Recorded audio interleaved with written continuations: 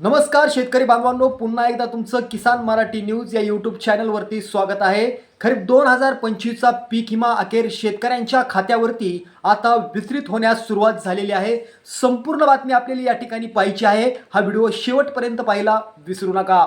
प्रधानमंत्री खरीप पीक विमा योजना वर्ष 2025 आणि 26 मध्ये 4,34,828 शेतकऱ्यांनी 8,19,406 अर्ज दाखल केले होते।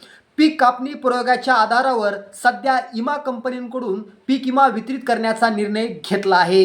राज्यात 2025 आणि 26 मध्ये तब्बल 9 पीक विमा कंपन्यांच्या माध्यमातून शेतकऱ्यांनी ज्वारी, सोयाबीन, कापूस, तूर आणि उडीद व मूग या पिकांसाठी पीक विमा भरलेला होता।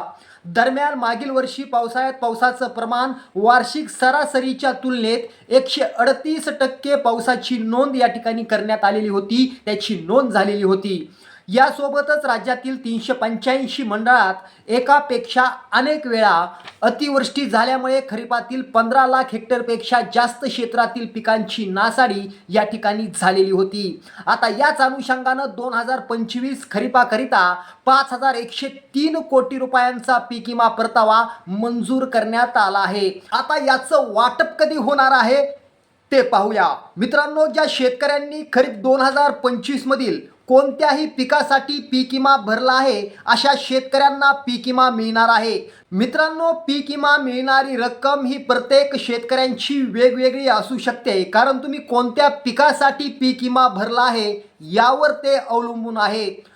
आता कधीपासून या पीक विम्याच्या रकमेचं वाटप तुमच्या खात्यावरती होणार आहे ती तारीख आपण या ठिकाणी पाहूया। मित्रांनो, येणाऱ्या 2 एप्रिल 2026 पासून तुमच्या खात्यावरती खरीप 2025चा पीक विमा जमा केला जाणार आहे, असं आता स्पष्टपणे या ठिकाणी कृषी विभागानं म्हटलेलं आहे। शेतकरी बांधवांनो, असेच व्हिडिओ तुम्हाला जर आवडत असतील तर किसान मराठी न्यूजला सबस्क्राईब करा।